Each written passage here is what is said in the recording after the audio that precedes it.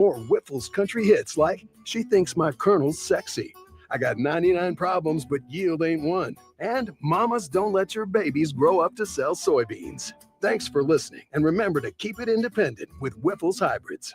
Farmers, let's talk Pioneer brand Vorseed Enlist corn. Yes, Coach! Vorseed Enlist beats DeKalb Smart Stacks and VT4 Pro yields by an average of 7.1 bushels per acre across more than 24,000 comparisons, right? Yes, Coach! And Vorseed Enlist has 3 modes of action against corn rootworm. Yes, Coach! Now get out there and grow!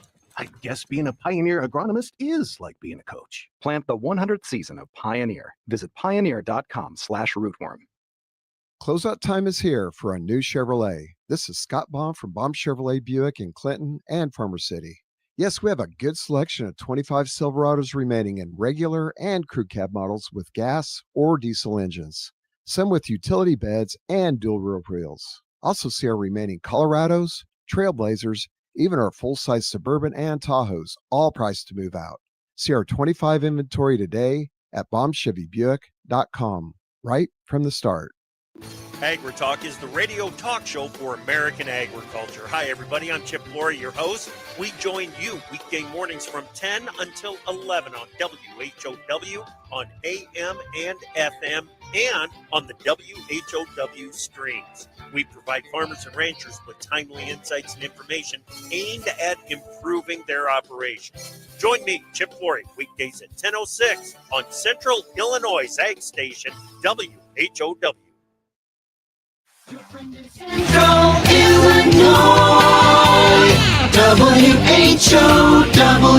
Top of the morning. Thanks for being with us. I'm your host today, Seth Lawrence. The WHOW Morning Show streams to Facebook and YouTube, brought to you by Peterson Insurance, your Pekin Insurance agent in Clinton. My guest in studio this morning is Reagan Tibbs with the University of Illinois Extension in Logan, Menard, and Sangamon counties. Reagan, good to see you, my friend. How you doing? Good to see you. Been a minute since Farm Progress Show, so good to see you, Seth. Yeah, for sure. Caught up with you there, and glad to get you back on. And we're in the middle of the harvest here, Reagan, and I don't know, does the harvest bring added questions, inquiries to you in your office? Sometimes we sometimes will get that. I think most of what we get, though, is, hey, if you want to come out and ride the combine and you want to have a conversation, more than happy to while we're sitting in the combine and harvesting. But this tends to be a slower period on the ag side for extension. We basically take the time to get ready for our winter programming, which is one of our big pushes during the year. So not truly a busy season for us, but always get questions and always trying to help people as best we can. For sure. It's been so dry. You hear a little bit about, a combine fire here, combine fire there, but for how dry it's been, I think, and farmers that I've talked to the last several weeks are telling me, yep, every day we are blowing the thing out and making sure it is clean. It is too dry to risk it. Absolutely. Yeah. I mean, I think you and I were talking before, really since about mid-August, it feels like we haven't really had a significant rainfall. And I think that is really putting a lot of pressure on us, and it's putting a lot of pressure on not just the ag community, but on general communities overall. I was looking at some data the other day. About 9 million people in the state of Illinois right now are being impacted by drought conditions. Now, pop quiz, Seth, how many people are in the state of Illinois? What's the population of Illinois? Isn't it like 11? Something more, closer to 13. Okay. 13 million. So think about it. A significant portion of our population are currently being affected by droughts right now. And so that's putting pressure on ag, like you mentioned. We could talk about impacts to yields. We could talk about soil health. When we don't have as much rain, that topsoil becomes really, really dry. That reduces our soil organic matter and reduces the productivity of that soil. Obviously, it leads to erosion concerns, whether it be wind erosion, or when we do get some rain and it runs off really quickly, we worry about that type of erosion. Disease pressures become more amplified during these dry conditions. There's a whole lot of different things on the ag side that we get really concerned about, but just with generally with communities, we are very fortunate in Illinois that we have 3 main rivers that go through or border our state: the Mississippi, the Illinois, and the Ohio rivers. When it doesn't rain, those river levels get really, really low.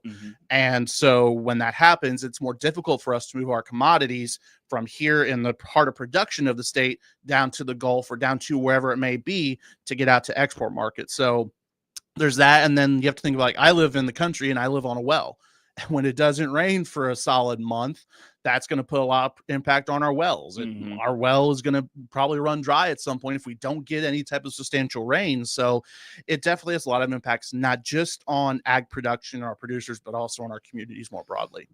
As guys get their crop out of the ground, how do you foresee the drought impacting things? I mean, do you think it'll impact the tillage season or things of that nature? I think it might cause people to maybe rethink their tillage strategies a little, because tillage is important, and it helps prepare the seed bed for next year. It could help reduce the seed bank a little bit, but also no-till has some benefits when it comes to preserving water. So we might see some producers maybe put off their tillage. Instead of doing fall tillage, might do only spring tillage. So that could potentially happen, but I think what's more concerning right now is getting the crop out, so that way we are trying to preserve the quality of that grain as we move into the winter, into the spring marketing seasons. Yeah, and I just had this thought. Do you think it will impact the like cover crop plans of producers in the winter? It certainly can. It certainly can. The thing with cover crops is getting them started and established at the beginning of your growing season, so essentially right after harvest. And if there's not enough rain to get them established, that can put them behind and then can reduce the benefits that cover crops do offer. So absolutely, a lack of rain during this period of time can impact our cover crops and our ability to get a good start for cover crops. And then, again, we go through the winter season. You told me off the air, we're going to need up to 9 inches of rain to replenish the soil. How does that impact, whether it's planting season? We saw a lot of dust storms last spring. I think that absolutely. I think that could impact that as well. Yeah, I think, with this winter, I think we're in a La Nina season right now, and you have to talk to Ed over National Weather Service about what all that means. I'm not a meteorologist by any stretch, but I know that we're kind of on that line between, are we going to get more snow this year, or is it just going to be cold with no snow? I think we're kind of right in that middle ground. So we're going to need some snow, I think, this year to kind of replenish those water reserves and get some moisture back into the soil.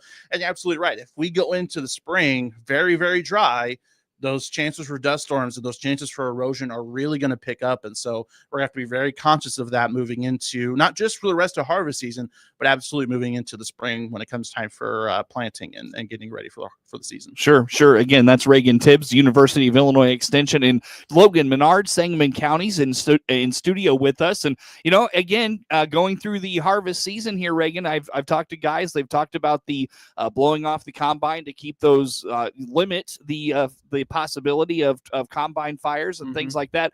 Really, we've been spared of any potential field fires at the same time. That has been a big one. Yeah, I mean, there have been a couple field fires across the state. I think there were a couple over in this direction. There was one over the Mount Pulaski area the other week, kind of right near where Senator Turner lives, and right next to I have an aunt and uncle that live right next to Senator Turner. And so, yeah, thankfully we've seen a reduction in those field fires, knock on wood that we don't see any more this year, but absolutely that has been a major concern as we've been so dry during harvest. Definitely. Then you talk about, Reagan, safety in getting the crop into the grain bin and safety around the grain bin. What comes to mind for you there? Yeah, absolutely. Farms can be a very dangerous place. There's a lot of big moving equipment, a lot of machinery. There's a lot of things that could cause some type of injury. And so it's very, very important that we're conscious of safety and that we're conscious of what we're doing around our equipment. And grain bins especially are one of the more dangerous places on our farms and on our operations. So, and grain bins are a very important part of our production system. They are, obviously we can't always take our stuff to the elevator. Sometimes it's a marketing strategy to put things in the bin and leave it and hedge our bets and hedge our futures prices. And so grain bins are an important part of our production strategies here in this part of the state, and especially across the Midwest. But being around grain bins requires safety and requires management. So when we look at management, what we're trying to do is preserve that grain quality as we hold it through the winter and then sell it on later on, either during the winter or in the spring. So it requires managing temperatures, keeping proper temperatures, aerating every so often to get fresh air moving through what we have in the bins. And then also just making sure the conditions inside the bins are so that we're not promoting mold growth or promoting insect activity. So all those combined, plus our safety measures we have to take, whether it's walking into a grain bin and becoming fully entrapped, or augers and conveyor belts around our bins, or even simply walking up a bin and slipping off, all those can pose different safety risks to producers. And so it's important that we utilize some proper safety methods and some tips that can really protect ourselves and reduce those potential injuries. You talked about marketing that grain through the wintertime. I'd be remiss if I didn't ask, what are the markets going to do, Reagan? That is a great question. If I had a crystal ball sitting right here, I'd answer that question, but I don't think we really know. I think the lack of information so far with the government shutdown and not getting WASD data or not getting production data from the USDA, I think is putting a big question mark. Obviously, there's the ongoing trade disputes with China and Brazil and Argentina continuing to be major players on the global stage with trade.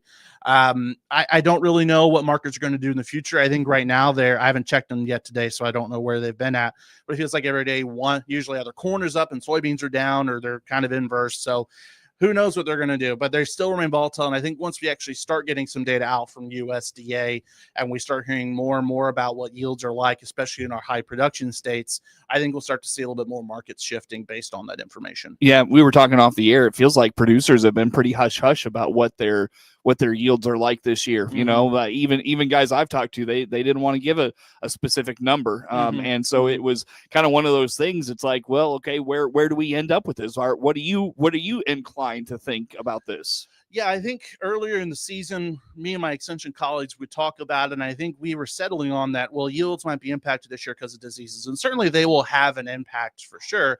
But I think what now is going to impact our yields, and when we look back on this season in the future, I think what will be really impactful is the drought conditions and the lack of rain we've gotten, especially in that key later stage of growing from August through September. The lack of rainfall to promote growth and to help finish that cycle is really going to put an impact on yields. I don't think yields are going to be quite as bad as some people might think they are. I've heard various numbers that I don't necessarily know. I don't have any data to back them up, so I have no idea where they are in context of everybody else. But I do think that we'll see, I don't think it's going to be as bad of a crop as people do think it is. We'll see, I think, a reduction possibly in yields from where we were last year. But I still think it's going to be a decent enough growing season, especially on the soybeans. I've heard the yield for soybeans might surprise some people. Okay. I've been hearing. Wasn't USDA projecting a bumper crop again this year? Well, I mean, we were looking at one of the largest corn crops ever. I mean, we've planted, we're going to harvest around, I don't remember how many millions of acres of corn it would be, but it would be a record number of acres harvested for corn. So we certainly could be looking at a bumper crop for that. Absolutely. Okay, got it.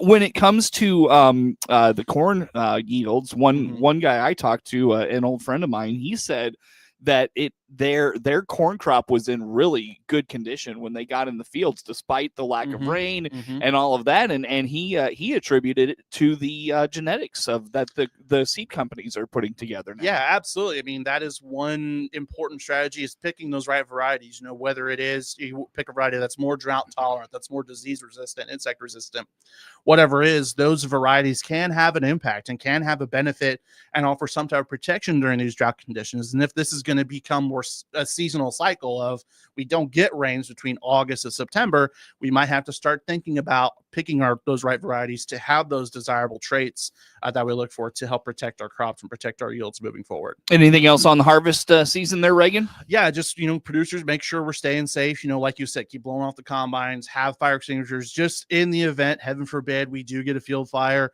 know where you're at, have somebody there with you. And if you're around grain bins, have a buddy system. It's very, very important that you do not be around a grain bin by yourself. Those are, like I said, one of the most dangerous places on the farms to be around. Always make sure you stay clear of augers, especially if they're running any conveyor belts, those types of things that can cause very severe injury. So just be safe, use some common sense, and we'll be all good. That's Reagan Tibbs, University of Illinois Extension in Logan, Menard, Sangamon counties. My guest in studio. More to come with Reagan on the morning show. WHOW.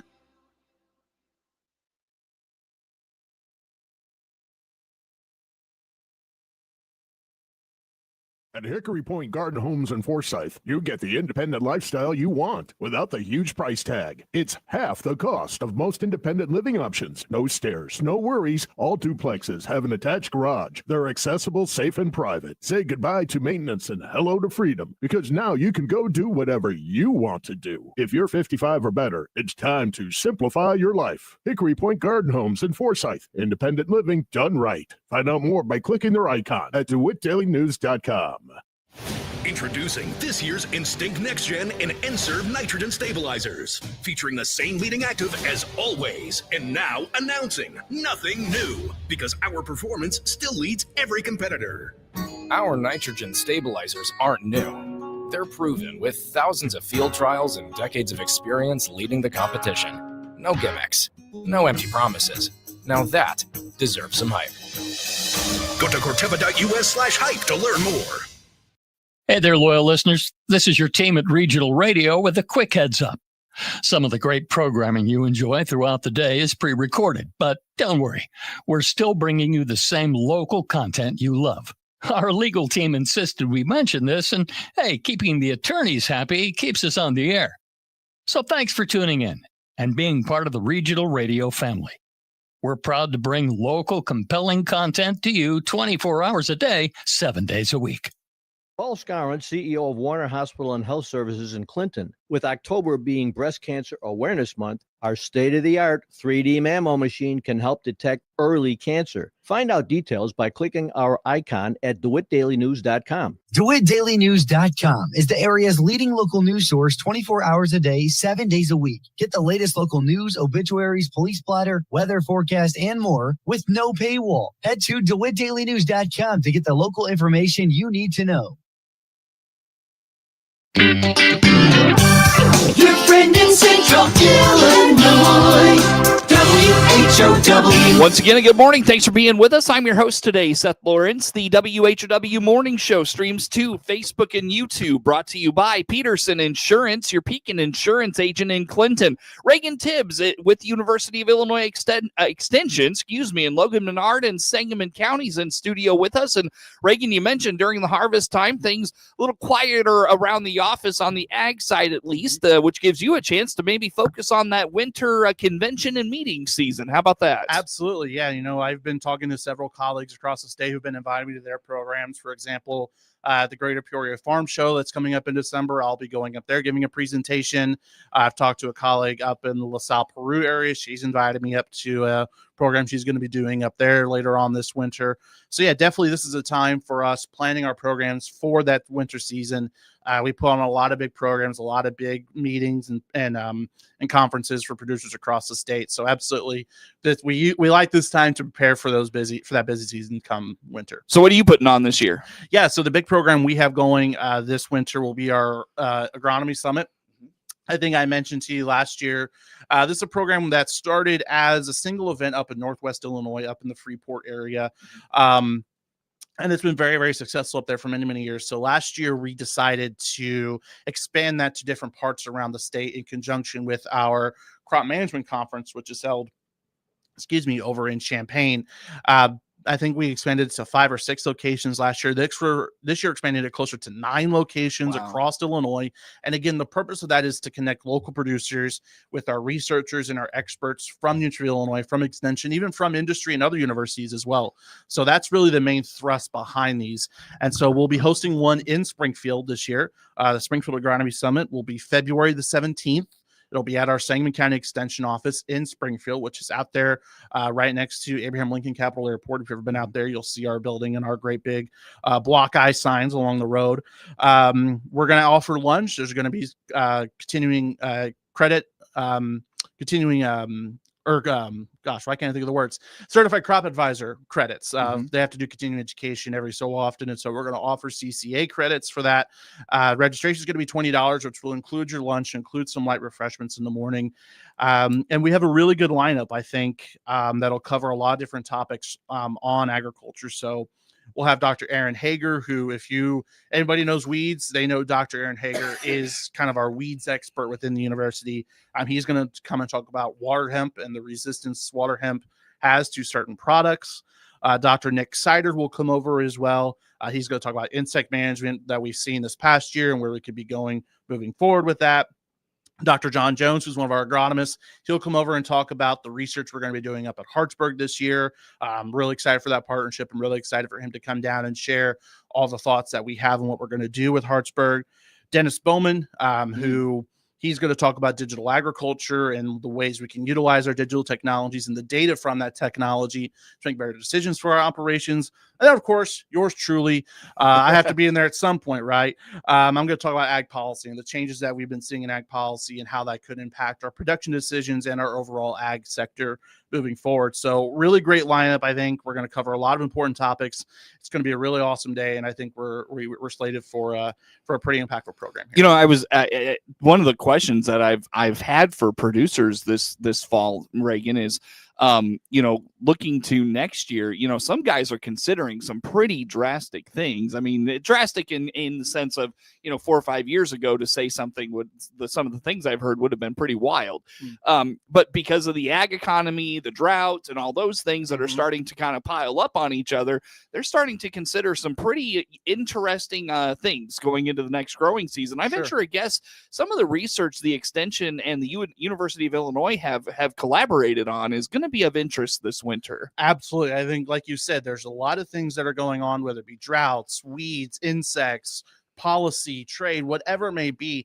All that is impacting our our producers. And so our hope is that with the agronomy summits, not just in Springfield, but across the state, producers can get access to that information and hear directly from our experts, from our researchers, and hear about how their research and what we've been finding can help benefit their operations. What do you think will be, of all the topics and the people you have coming to speak at these, what do you think is going to be most impactful for guys going into the next growing season? Well, selfishly, I want to say the topic I'm going to talk about, but but honestly, you know, policy's not for everybody. I'm a policy nerd, and people that know me know that. I honestly think that all of these really have, it depends. The greatest academic answer ever, it depends. I think for a lot of producers, Dr. Hager's research on water hemp is really impactful because we've seen water hemp become very resistant to some of our herbicide products the last few years. And so with what Dr. Hager has been researching and what he's going to present at the agronomy summit, I think will really be impactful.